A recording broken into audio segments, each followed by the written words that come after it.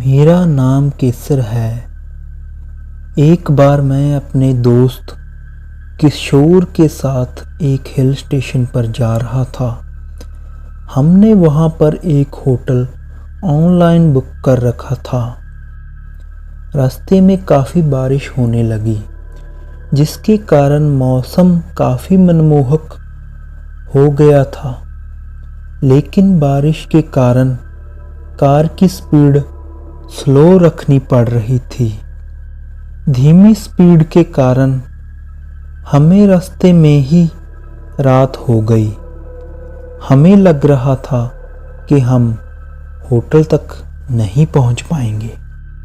इतने में बारिश की बूंदें बर्फ के गोलों में बदलने लगी।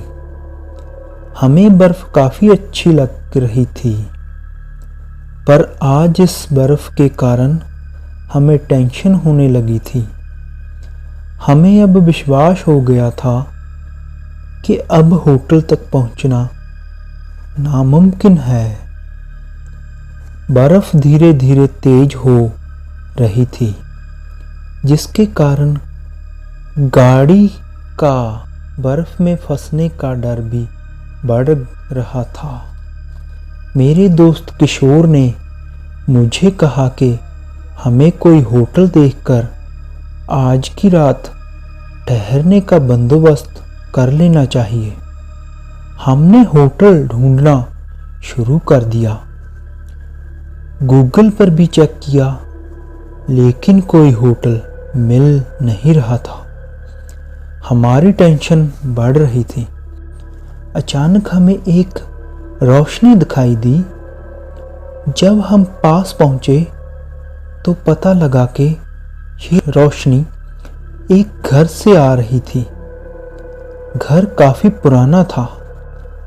हमने घर के पास गाड़ी रोक दी और इधर उधर देखा।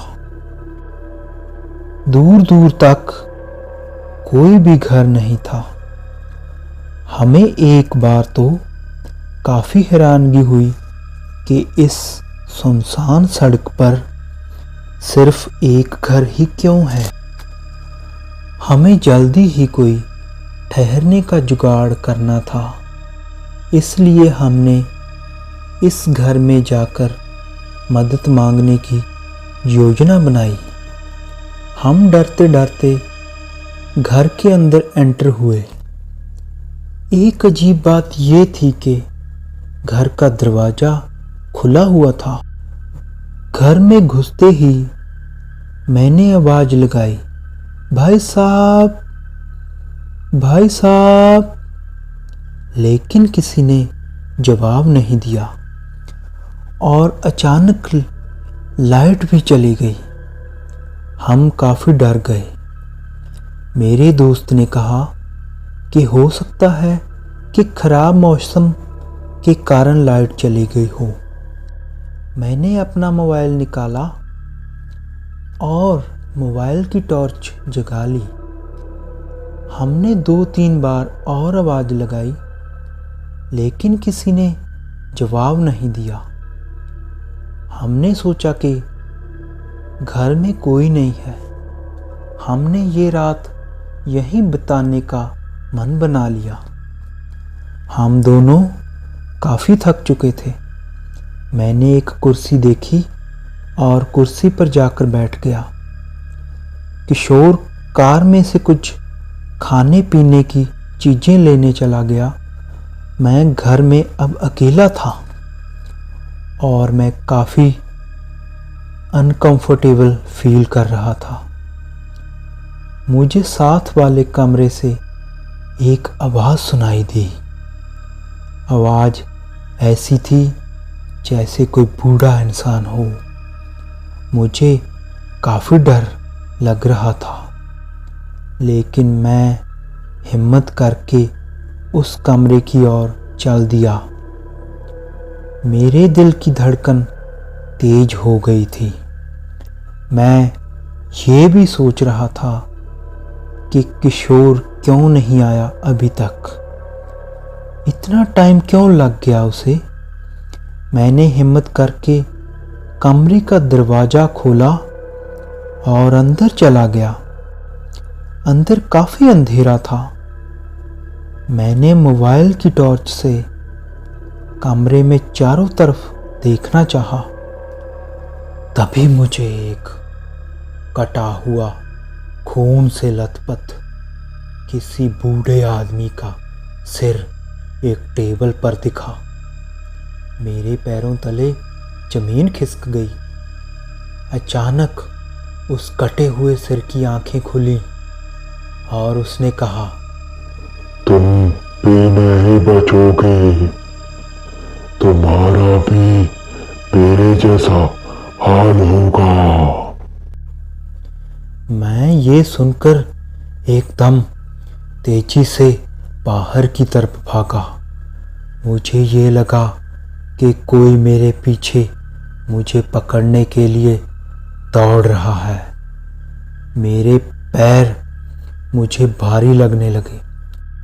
तभी मेरे कान के पास एक आवाज आई, कहाँ जा रहे हो?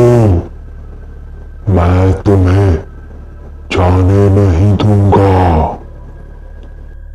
ये सुनकर मेरा दिमाग डर के मारे सुन पड़ गया। मैंने पूरा जोर लगाकर भागने की कोशिश की और तभी घर का मेन दरवाज़ा धीरे धीरे बंद होने लगा। मैंने पूरा जोर लगाकर दरवाज़ा बंद होने से पहले घर से निकलने की कोशिश की, पर मेरे पैर जम चुके थे। तभी किशोर दरवाजे पर आ गया। उसने मेरा हाथ पकड़कर जोर से खींचा और घर से बाहर ले आया। किशोर ने कहा कि हमें जल्दी इस जगह से निकलना होगा। मेरे मुंह से कोई आवाज़ नहीं निकल रही थी। हम दोनों कार में बैठे और कार स्टार्ट करके चल दिए। बर्फ़ गिरनी भी बंद हो गई थी। रास्ते में किशोर ने बताया कि वो बाहर जब कार के पास आया था तब उसे एक आदमी मिला। उस आदमी ने कहा कि तुम यहाँ क्या कर रहे हो? यहाँ एक बूढ़े आदमी का भूत रहता है जिसे किसी ने बड़ी बेरहमी से गला काटकर मार दिया था।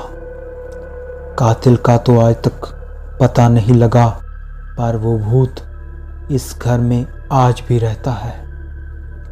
किशोर की बात सुनकर मेरे रोंगटे खड़े हो गए। मैंने किशोर को सारी आपबीती बताई जो मेरे साथ उस घर में हुई थी। हम तकरीबन 1 बजे होटल जो हमने बुक किया था वहाँ पहुँच गए, लेकिन हम बहुत डरे हुए थे और हमें बड़ी मुश्किल से नींद आई। ऐसी और कहानियों के लिए चैनल सब्सक्राइब करके जाएं।